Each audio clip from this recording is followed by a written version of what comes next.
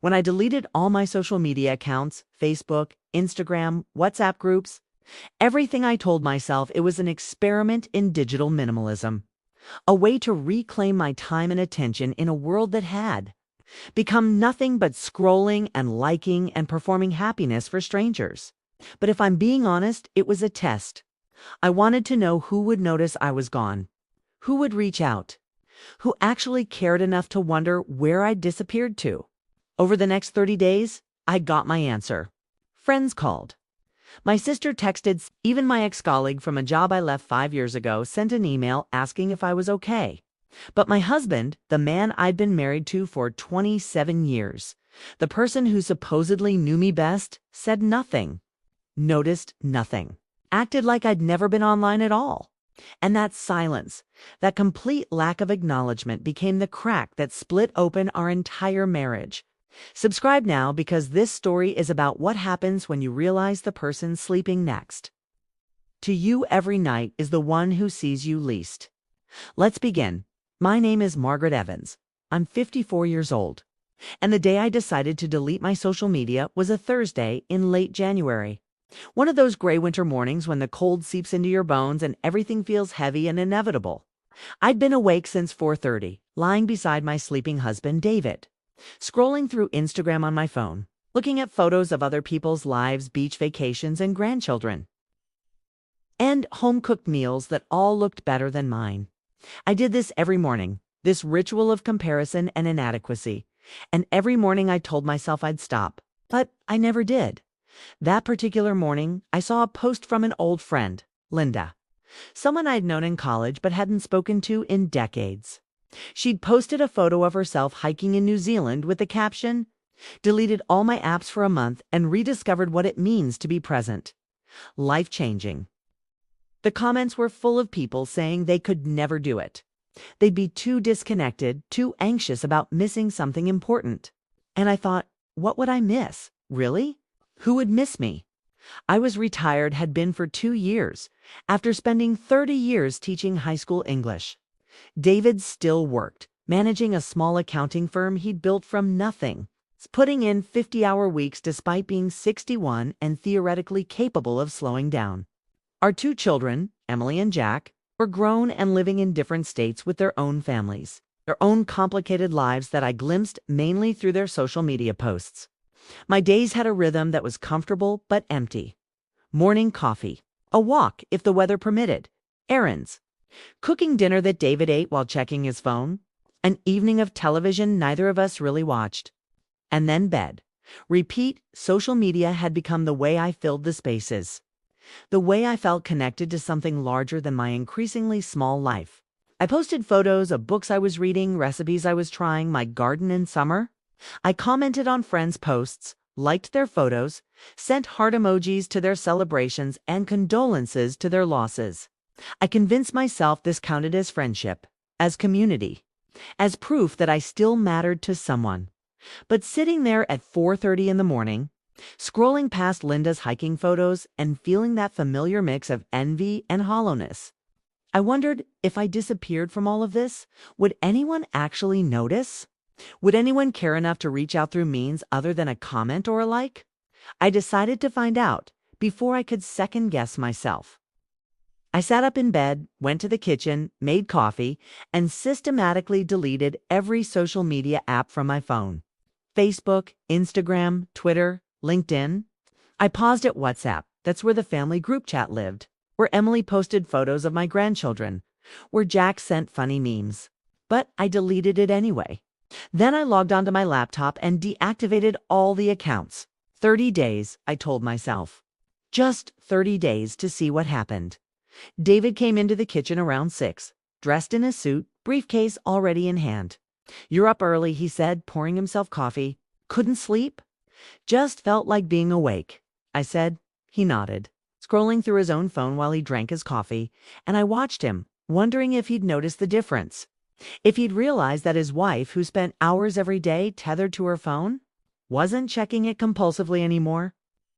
"I'm deleting my social media for a month," I announced, more boldly than I felt. David glanced up briefly. That's nice, honey," and went back to his phone. That's nice, honey. For words that summed up our marriage, lately vague acknowledgement without actual attention. Performative agreement without engagement. I felt a spike of anger but swallowed it down the way I'd been doing for years. It's an experiment, I continued, though he clearly wasn't listening. To see who notices, who reaches out. David said, which could have meant anything or nothing. He finished his coffee, kissed me absently on the forehead the way you'd pat a dog, and left for work. I sat at the kitchen table alone looking at my phone, which suddenly felt lighter without all those apps weighing it down. The first day was strange.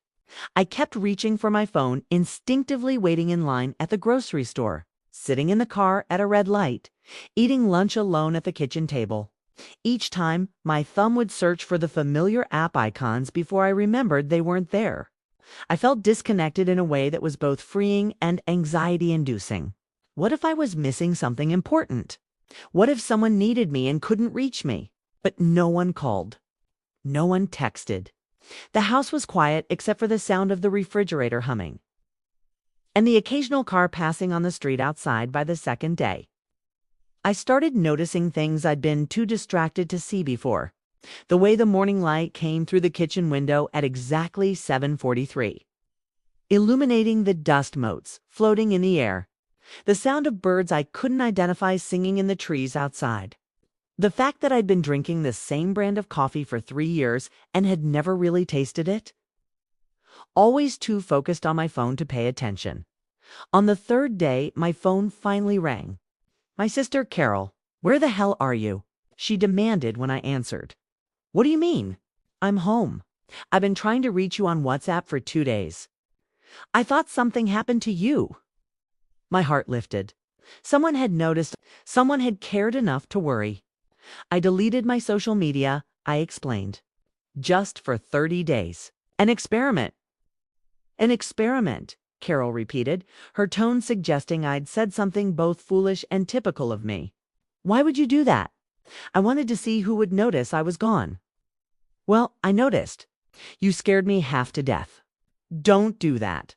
We talked for 20 minutes, a real conversation, not just brief messages punctuated by emojis. She told me about her job frustrations, her worries about her daughter who was going through a divorce.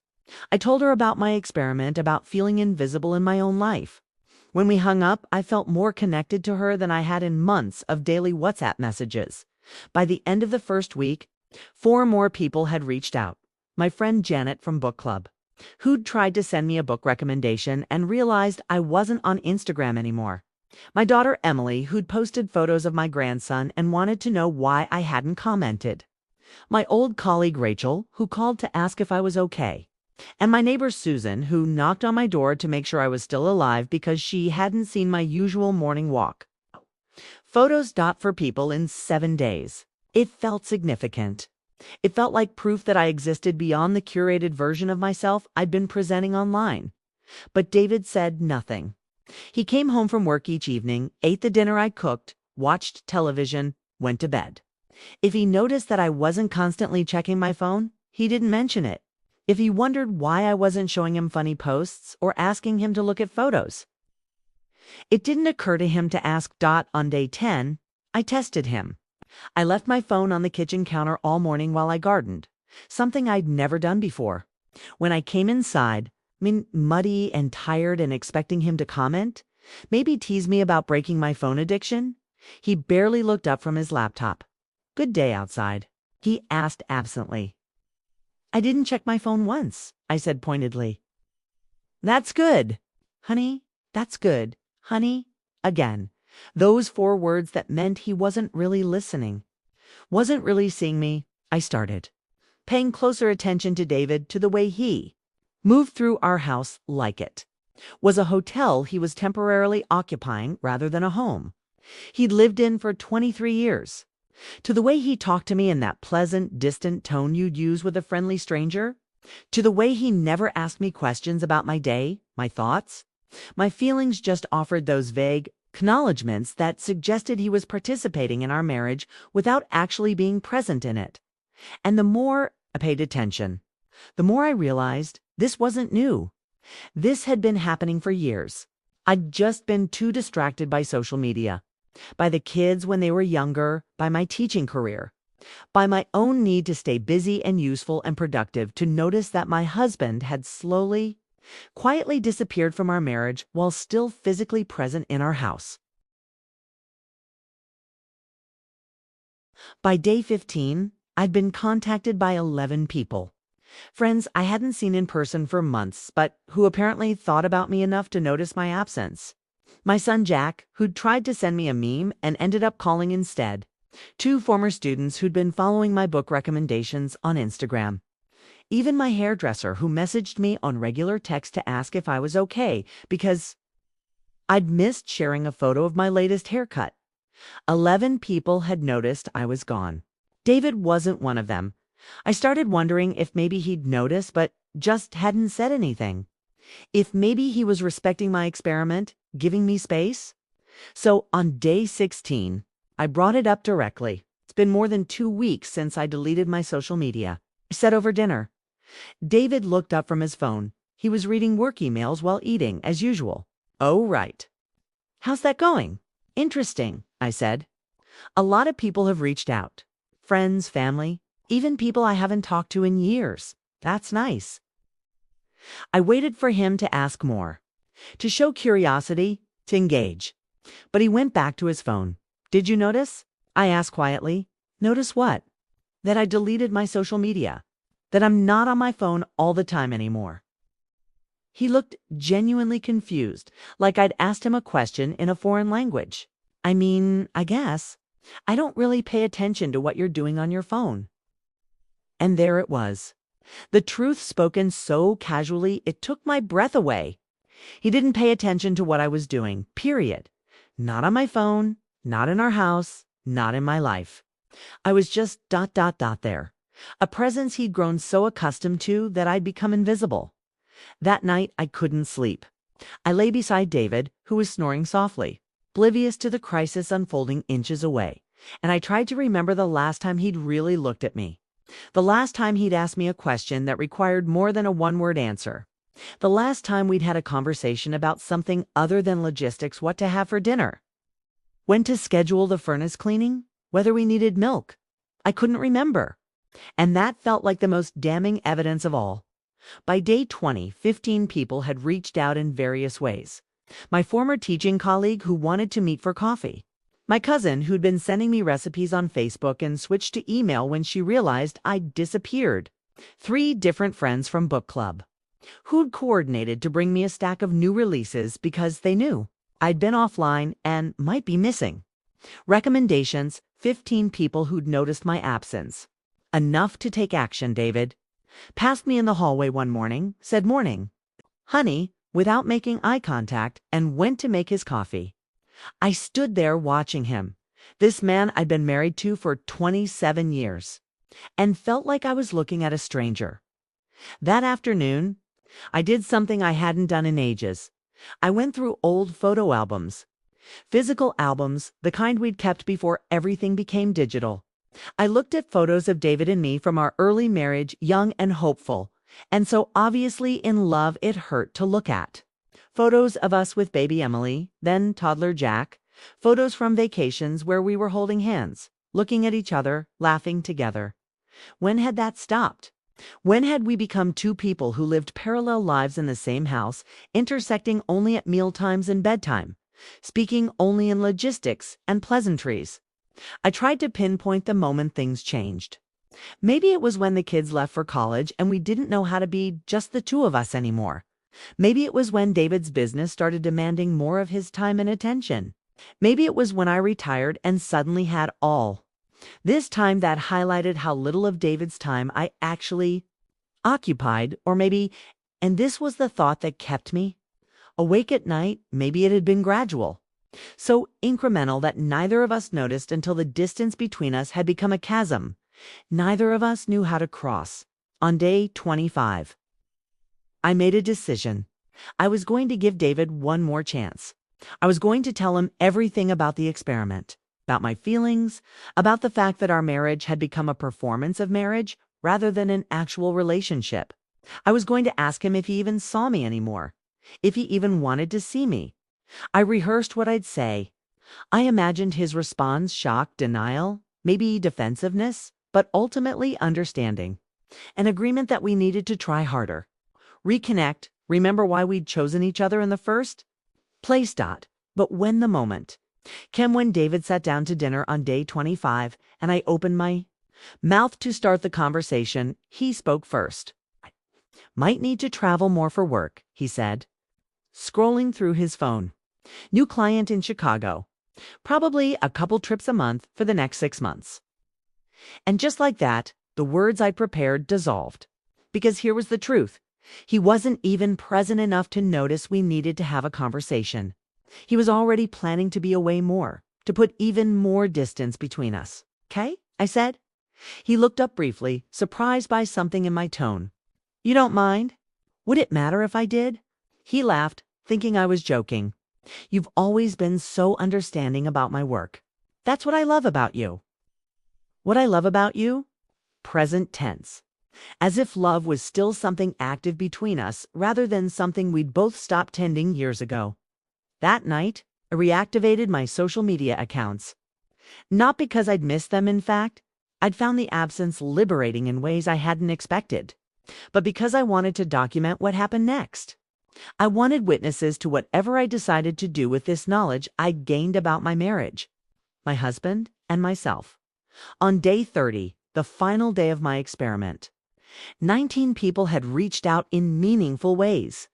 19 people who'd noticed I was gone and cared enough to check on me. David still hadn't said a word about it. That evening, I posted on Facebook for the first time in 30 days. I deleted my social media for 30 days to see who would notice I was gone. 19 people reached out, friends, family, even people I barely knew. Only one person didn't notice at all, my husband. That tells me everything I need to know about my marriage. Thank you to everyone who reminded me I'm visible, I'm valued, and I'm worth noticing. I posted it at 6:30 while David was in his office finishing work. By 7, when I called him for dinner, the post had already gotten 47 comments and 63 likes. We ate in silence. He didn't mention that he'd probably seen the post by now. We were friends on Facebook. Though I couldn't remember the last time he'd liked or commented on anything I'd shared, I waited to see if he'd bring it up. If finally, now, he'd noticed something was wrong. He'd don't. After dinner, I went upstairs and started packing a bag. I wasn't sure where I was going yet. Maybe Carol's house, maybe a hotel. But I knew I couldn't stay in this house with this man who didn't see me, didn't hear me, didn't notice whether I was present or absent from his life. Around 9, my phone started ringing. Carol first, then Emily, then Janet, then 3 other friends. All of them had seen my post. All of them wanted to know if I was okay, wanted to know what they could do. "I'm leaving him," I told Carol. "Not forever, maybe, but I need him to notice I'm gone. Really gone. Not just offline, but actually absent from his life." "Good," Carol said fiercely. "It's about damn time. You've been invisible in that marriage for too long." I'd like to tell you that David noticed I was packing, that he came upstairs and asked what was wrong, that we had a big emotional conversation that resolved everything. But he didn't. He went to bed at his usual time, said "Good night, honey," without looking at me, and fell asleep while I was still deciding which shoes to bring. I left at 6 in the morning before he woke up. I left a note on the kitchen counter, next to the coffee maker where he'd be sure to see it. David. I've been gone from our marriage for longer than I've been off social media, but I was the only one who noticed. I'm staying with Carol for a while. When you're ready to actually see me, to pay attention to me, to care about my presence or absence in your life, call me. Until then, I need to be somewhere I'm visible. Margaret, I spent the next week at Carol's house, sorting through 27 years of marriage in my mind, trying to figure out what I wanted. Divorce felt too drastic, but so did returning to a marriage where I'd become furniture, my husband. Walked past without seeing. David called on the second day. "Margaret, what's going on? I saw your note. And that Facebook post. Are you seriously leaving me because I didn't notice you weren't on social media?" "No," I said calmly. "I'm leaving because you don't notice me at all. The social media was just the test that proved it." That's ridiculous. Of course I notice you. You're my wife. When's my birthday, David? Silence. What book am I reading right now? What did I do yesterday? What's one thing I'm worried about or excited about or thinking about lately? More silence. You can't answer any of those questions because you don't pay attention. You haven't paid attention in years. I've been disappearing from our marriage for so long that when I literally disappeared from social media for a month, you didn't even notice. I've been busy with work. You've been checked out of our marriage. And I've been letting you, making excuses for you, convincing myself it was fine because at least we were still together. But being together isn't the same as being connected. We talked for an hour.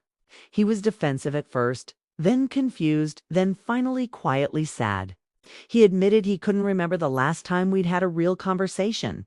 Couldn't remember the last time he'd asked me about my day and actually listened to the answer.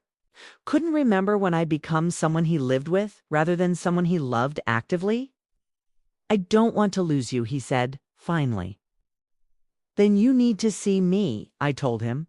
Really see me? Not as the woman who cooks your dinner and sleeps beside you and keeps your house running, but as a person, a whole person with thoughts and feelings and a life that matters. I'll try, he said. Trying isn't enough. I need you to do it, and I need you to prove it. Show me that you can notice me, pay attention to me, care about my presence in your life. That was 3 months ago. David and I are doing counseling. I'm still at Carol's house, though we're talking about me coming home, but only if we can create a different kind of marriage than the one we had. A marriage where I'm visible, where we both put in the effort to see each other, hear each other, stay connected. It's hard work. Some days I wonder if it's worth it, if we're too far gone. The version of us that used to be in love is too buried under years of neglect to recover. But some days when David calls just to ask how my day was, when he mentions something I'd told him about weeks ago, when he looks at me and I can see he's actually seeing me, I think maybe we can find our way back. The ironic thing is that my 30-day social media absence taught me more about presence than anything else. It taught me that being online isn't the same as being connected. That attention is a choice we make constantly, not something that happens by default. That visibility requires effort from the person seeing and the person being seen, and it taught me that sometimes you have to disappear completely before someone notices you were there at all. I'm back on social media now, but I use it differently. I don't post as often. I don't scroll mindlessly. I don't measure my worth by likes and comments.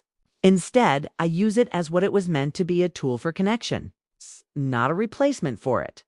And when I post now, David is always one of the first to comment, always, without fail, because he finally understands that noticing matters, that presence matters, that I matter. 19 people reached out during my 30-day absence. 27 years of marriage, and my husband wasn't one of them. But maybe, just maybe, he can become the first person to reach out in the next 30 days. And the 30 after that, and all the days beyond. That's what I'm hoping for. That's what we're working toward. A marriage where neither of us has to disappear to be seen. The counseling sessions with Dr. Marianne Chen happened every Tuesday evening at 7. David would leave work early, something he'd claimed was impossible for years. And we'd sit in her small office with the beige walls and the white noise machine outside the door, trying to excavate what had gone wrong and whether it could be fixed. The first session was brutal. Dr. Chen asked us to describe our marriage, and we gave such different answers we might as well have been talking about 2 separate relationships. I described loneliness, invisibility, years of one-sided conversations, and unreciprocated emotional labor. David described a comfortable partnership, a smooth-running household, a wife who never complained, so he'd assumed everything was fine. I didn't know you were unhappy, he said, and the genuine confusion in his voice made me want to scream. How could you not know? I wanted to shout, how could you live with someone for 27 years and not notice they were drowning? But Dr. Chen gently intervened. David, Margaret has said she told you she was deleting social media to see who would notice. She told you it was an experiment. What did you think she meant by that?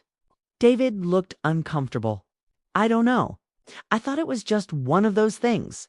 Like when people do Whole30 or try to read more books. I didn't think it was. About us. Everything is about us, I said quietly. That's the problem. You don't see that the small things, the daily noticing, the paying attention, that's what a marriage is made of. Not the big gestures. Not the anniversaries or the birthday presents you remember at the last minute. The small, consistent acts of seeing each other.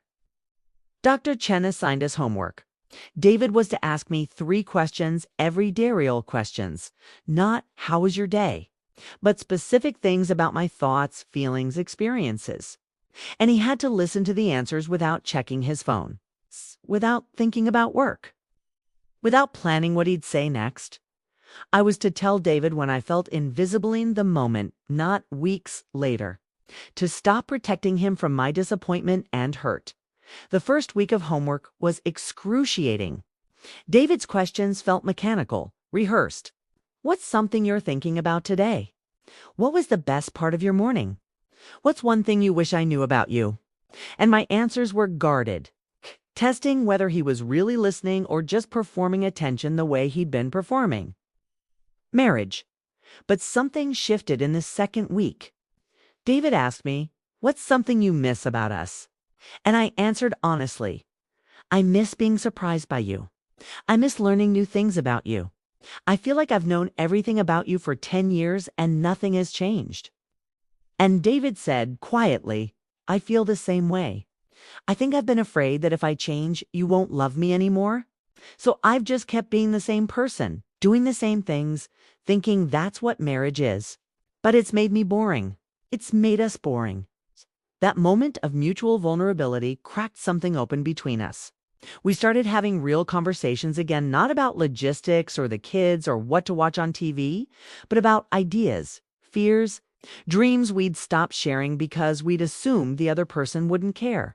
I told him I'd been thinking about going back to school, getting a master's degree in library science, doing something meaningful with my retirement years. He told me he'd been thinking about selling his firm, that he was tired of 60-hour weeks and missing life, but he'd been afraid I'd think he was giving up.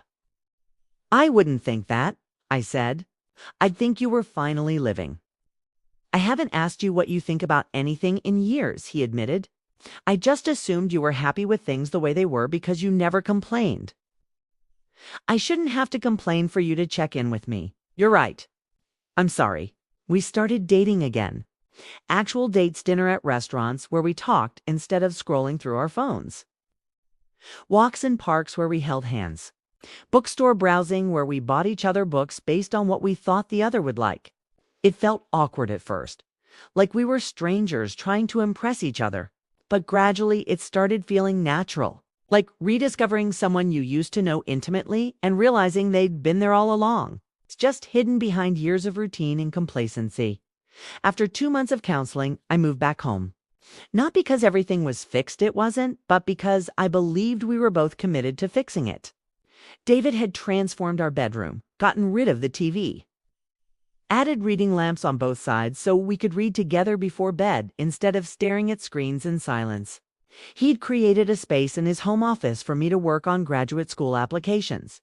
He'd hung photos of us from different years of our marriage on the hallway wall, a timeline of our relationship that acknowledged we'd been many different versions of ourselves together. The day I moved back, he'd cooked dinner badly, the chicken was dry, and the vegetables overcooked. But the gesture was everything. He'd set the table with actual cloth napkins and candles. He'd printed out a list of commitments he was making. I will ask you 3 real questions every day. I will notice when you're upset and ask why. I will look at you when you're talking. I will remember that you existing in my life is not enough. I have to actively participate in your existence, too. I cried reading that list. Not because it was poetic or romantic, but because it was evidence that he finally understood, that he finally saw what I'd been trying to show him, that attention is love, that noticing is caring.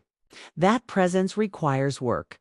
6 months after I moved back home, Emily and Jack came to visit with their families.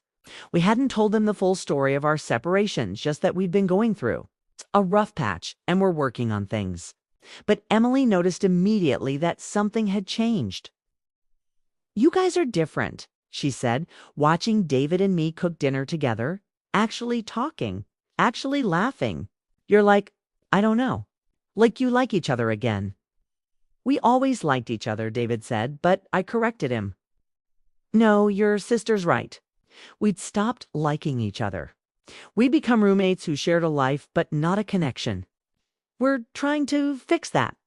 Jack, ever practical, asked, "How?" "By paying attention," I said. "By noticing each other. By remembering that a marriage is something you have to tend constantly, not something that runs on autopilot." Emily looked at her husband, then back at us. "That's good advice," she said softly. "I think we need to hear that too." That night, after the kids and grandkids had gone to bed in the guest rooms, David and I sat on the back porch in the warm summer air, listening to crickets and holding hands. "Do you regret it?" he asked. "The experiment. Leaving me. All of it." I thought about it carefully. I regret that it was necessary. I regret that it took something that dramatic to wake us both up. But I don't regret doing it. Because I gestured between us. This version of us is worth fighting for. The old version wasn't. "I almost lost you," he said. "I almost lost you while you were sitting right next to me, and I didn't even notice." "But you did lose me for a while, and that was important. I needed to be lost for you to realize I was missing. It's been a year now since I deleted my social media for 30 days. I never did that experiment again, didn't need to. The first one taught me everything I needed to know about who in my life was paying attention and who wasn't.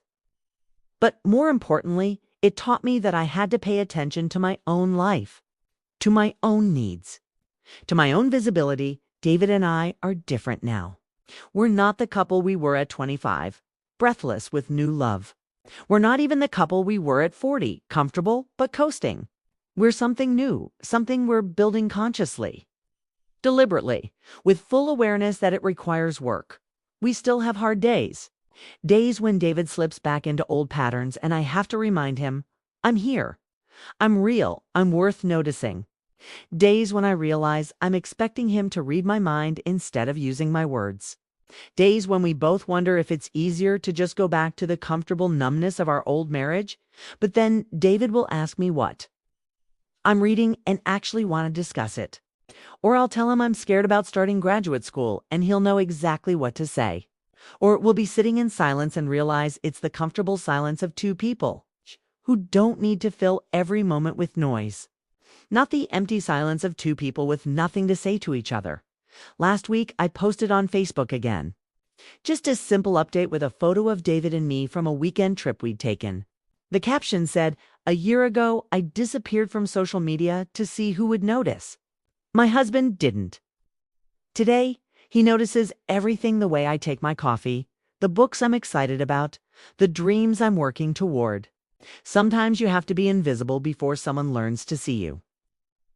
The post got hundreds of likes and comments. Friends saying they were glad we'd worked things out.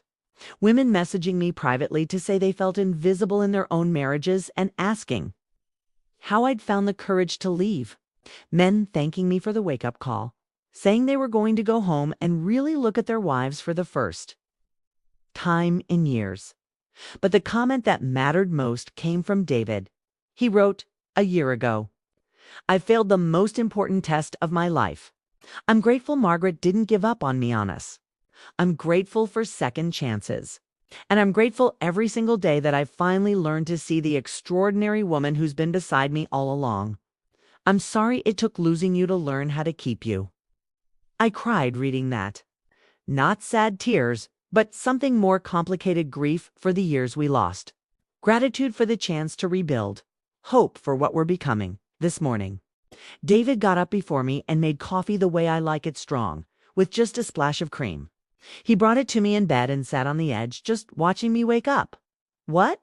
I said, self-conscious. "It's just noticing you," he said.